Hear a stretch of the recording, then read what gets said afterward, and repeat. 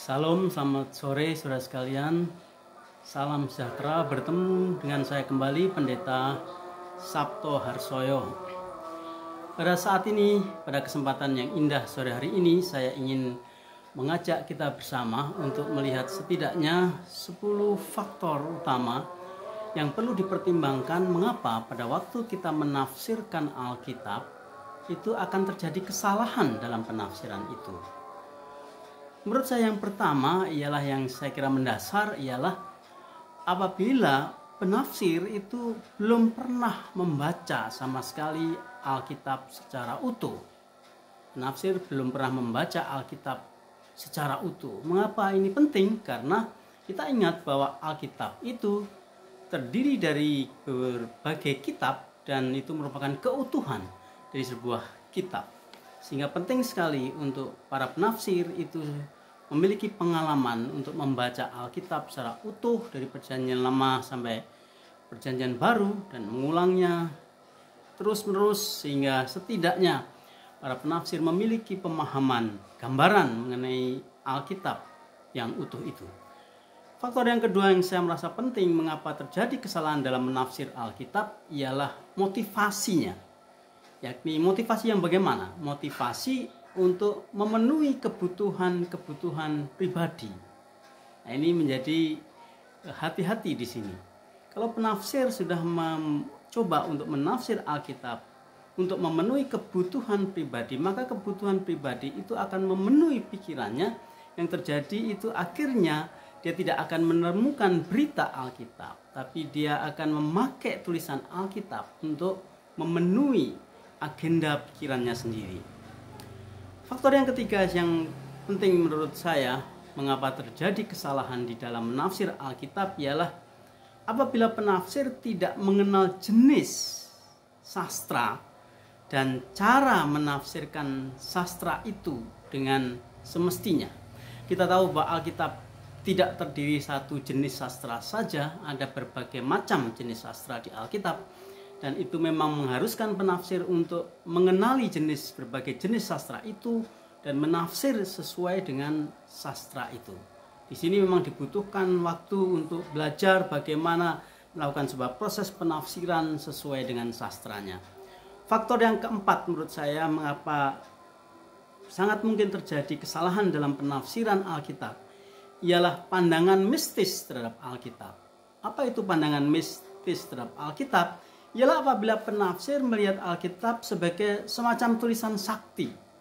Alkitab berisi dengan tulisan-tulisan sakti, seperti menjadi jimat. Pandangan ini sudah salah sejak awal. Karena apa? Karena Alkitab bukan tulisan-tulisan mantra. Alkitab adalah tulisan-tulisan yang harus dipahami secara pemahaman yang baik, mengerti maksud penulisnya dengan benar. Dan kalau kita melakukan ini akan terjadi kekeliruan di dalam memahami kalimat-kalimat dalam Alkitab itu sendiri.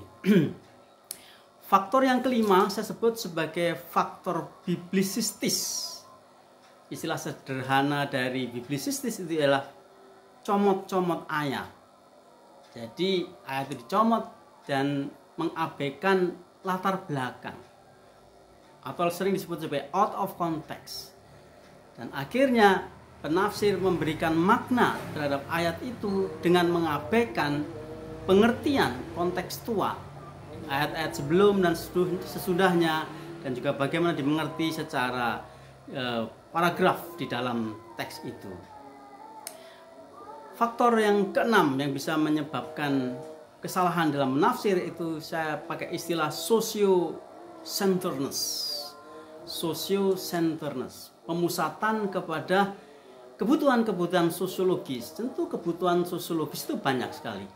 Misalnya kebutuhan atau misalnya aspek politik, aspek kesehatan, aspek kesejahteraan sosial, aspek HAM, dan sebagainya.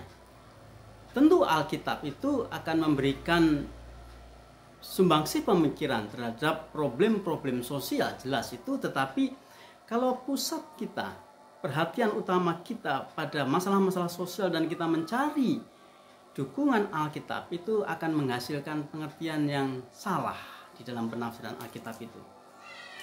Faktor yang ketujuh yang perlu diperhatikan, saya menyebutnya dengan istilah apabila penafsir itu mengabaikan apa yang disebut progressive revelation. Apa itu progressive revelation? Progressive revelation itu secara sederhana adalah penyataan yang bertahap. Maksudnya ialah bahwa ternyata Allah itu menyatakan kehendaknya, Allah menyatakan karyanya secara bertahap. Dan tahapan dari penyataan karya Allah itu dinyatakan di dalam Alkitab dari Perjanjian Lama sampai Perjanjian Baru. Jadi ini sangat penting. Bagaimana kita memperhatikan tahap-tahap dari progresivitas penyataan Allah itu dalam teks kita dan mencoba memahami teks kita itu berdasarkan konteks atau berdasarkan tahap dari penyataan Allah itu yang dinyatakan dalam teks. Faktor yang ke-8 yang menurut saya yang bisa menyebabkan kesalahan dalam menafsir Alkitab ialah mengabaikan apa yang disebut nilai-nilai kristologi sebagai kunci penafsiran. Mengabaikan nilai-nilai kristologi sebagai kunci penafsiran. Tentu ini kita harus pahami, ini maksudnya bukan Kristusentrisme. Ini berbeda. Kristusentrisme itu selalu berusaha memaknai Kristus dalam semua teks itu. Tetapi mengabaikan nilai-nilai Kristus sebagai kunci penafsiran itu maksudnya ialah bagaimana orang-orang Perjanjian Baru kita pada zaman ini melihat nilai-nilai Kristus yang tersirat di dalam kitab itu, yang diungkapkan dalam kitab itu, dan bagaimana kita menemukan nilai-nilai itu di dalam teks kita. Faktor yang ke-9, yakni mengabaikan makna historisitas teks. Mengabaikan makna historisitas teks. Yang saya maksudkan di sini ialah apabila penafsir tidak sungguh-sungguh mencari maksud dari teks itu untuk penulis dan penerima pertamanya. Jadi bagaimana kita pada zaman sekarang itu pada waktu menafsir Alkitab, kita berusaha sungguh-sungguh untuk mencoba mengerti apa yang dimaksud oleh penulis pertama dan apa yang dipahami oleh penerima pertama dari teks itu. Nah, kebutuhan ini akan membawa kita untuk masuk kepada konteks sejarah teks itu dan mencoba menemukan makna pertama dari teks itu. Itu yang disebut konteks historis dari teks.